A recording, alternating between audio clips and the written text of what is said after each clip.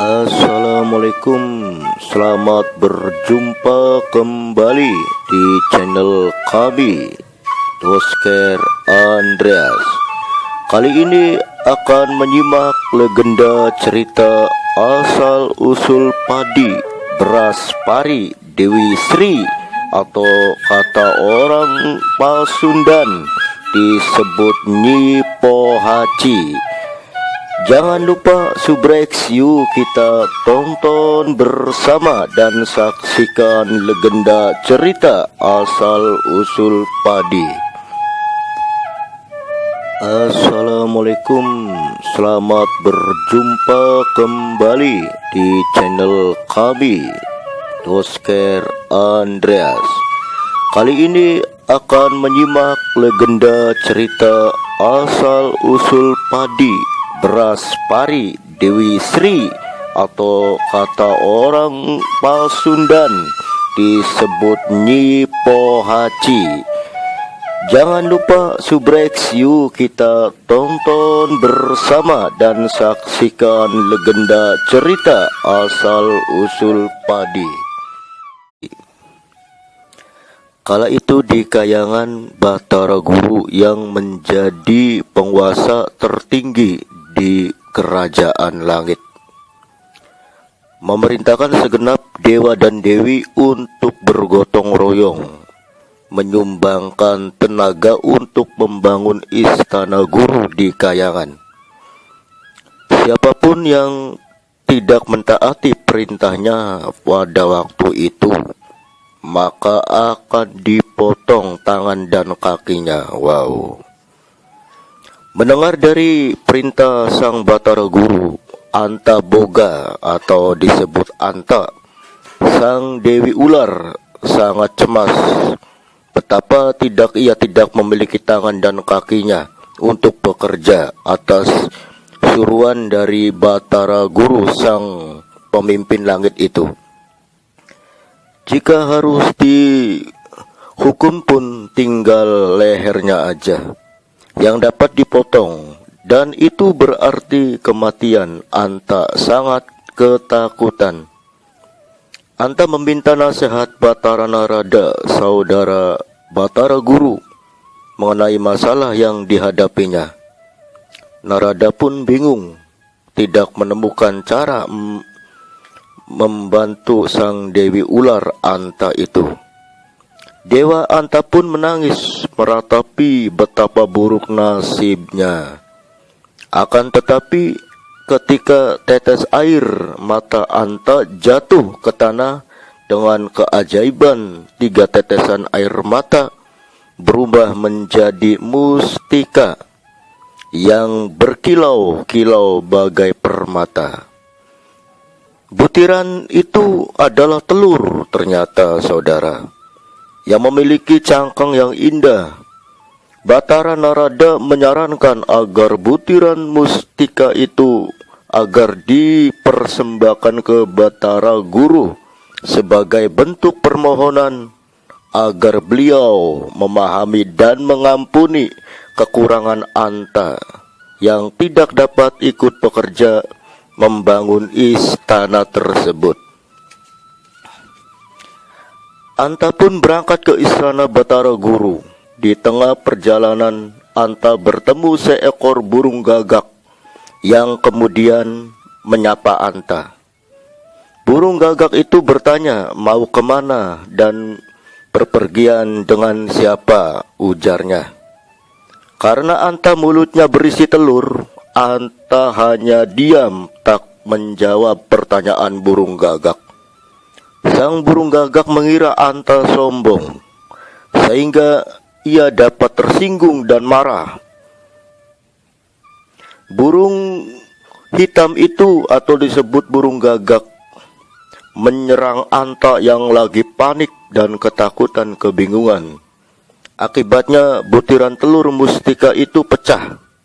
Anta segera bersembunyi di balik semak-semak penunggu gagak pergi. Tetapi sang gagak tetap menunggu hingga Anta keluar dari tempat yang berumunan itu dan kembali mencakar Anta dan Gagak pun menyerang lagi. Telur kedua pun pecah, saudara. Anta segera melarikan diri ketakutan dan menyelamatkan diri. Kini hanya tersisa sebutir teluran mustika yang selamat untuk dan tidak pecah. Akhirnya Anta tiba di istana Batara Guru dan segera mempersembahkan telur mustika itu kepada sang penguasa kayangan Batara Guru. Batara Guru dengan senang hati menerima. Batara Guru memerintahkan Anta untuk mengerami, dan kata orang Jawa mengangremi, saudara. Telur itu dianggremi hingga menetas. Setelah sekian lama Anta menganggremi dan mengerami telur itu, maka telur itu pun menetas. Akan tetapi secara keajaiban, yang keluar dari telur itu adalah seorang bayi perempuan yang cantik, lucu, dan menggemaskan. Bayi itu segera diangkat anak oleh Batara Guru dan permaisurinya. Nyi Pohaci Sang Yang Sri, nama yang diberikan kepada putri itu. Nyi Pohaci menjadi seorang gadis yang cantik luar biasa. Sulistiawarni, sang putri sang baik hati, lemah lembut, tulus tutur katanya, dan luhur budinya bahasanya memikat sang mata insan yang memandangnya. Wow. Batara Guru pun terpikat kepada anak angkatnya itu. Diam-diam Batara Guru mempunyai hasrat untuk mempersunting Nyi Pohaci. Melihat gelagatnya Batara Guru, para dewa itu menjadi khawatir, saudara. Bila dibiarkan keselarasan, sekandang akan hancur musnah di kayangan itu. Maka para dewa berunding mengatur siasat untuk memisahkan Batara Guru dan Nyi Pohaci Sang Yang Sri atau disebut Dewi Sri. Para dewa sepakat tidak ada jalan lain kecuali membunuh Sang Nyi Pohaci itu atau yang disebut Dewi Sri. Dewa mengumpulkan racun-racun itu, berbisa untuk membunuh Nyi Pohaci. Nah, ternyata Sri Pohaci terbunuh juga. Nyi Pohaci segera mati keracunan. Para dewa panik karena telah melakukan dosa besar membunuh Sri Pohaci. Segera jenazah sang dewi diturunkan ke bumi dan dikuburkan jauh dan bersembunyinya di bumi itu. Lenyapnya Dewi Sri dari kayangan membuat Batara Guru dan Sang Yang Antaboga, Sang Yang Ular itu, segenap dewa-dewa pun berduka cita atas kematian Sang Pohaci Dewi Sri. Akan tetapi sesuatu yang ajaib terjadi karena kesucian dan kebaikan budi Sang Dewi itu. Dalam kuburannya muncul beraneka ragam tumbuh, rempah-rempahan, wangi-wangian, dan sayur-sayuran yang sangat berguna bagi umat manusia. Nah, saudara, dari kepalanya Sri Pohaci muncul pohon kelapa. Dari hidung, bibir, dan telinganya muncul berbagai tanaman, rempah-rempahan wangi, sayur-sayuran. Dari rambutnya tumbuh perumputan dan berbagai bunga yang cantik dan harum. Dan dari payudaranya tumbuh buah-buahan yang raun dan manis. Dari lengan dan tangannya tumbuh pohon jati, cendana, dan berbagai pohon kayu yang bermanfaat. Dari alat kelaminnya muncul pohon aren atau juga pohon enau, bersadap nira manis. Dari pahanya tumbuh berbagai jenis tanaman bambu.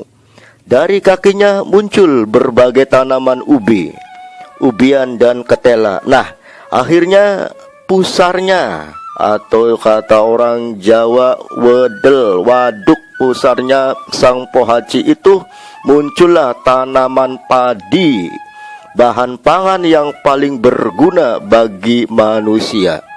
Versi lain yang menyebutkan padi berberas putih muncul dari mata sang Dewi Pohaci itu Dewi Sri. Sedangkan dari padi berberas merah dari mata kirinya. Nah, singkat cerita itu, saudara, semua tanaman berguna bagi manusia berasal dari tubuh sang Dewi Sri Pohaci. Dan kata orang disebutkan Dewi Sri. Itu saja himbauan dari saya. Asal usul padi, beras ataupun pari, Dewi Sri sang Dewi Pohaci. Wabillahi taufiq walhidayah. Wassalamualaikum warahmatullahi wabarakatuh.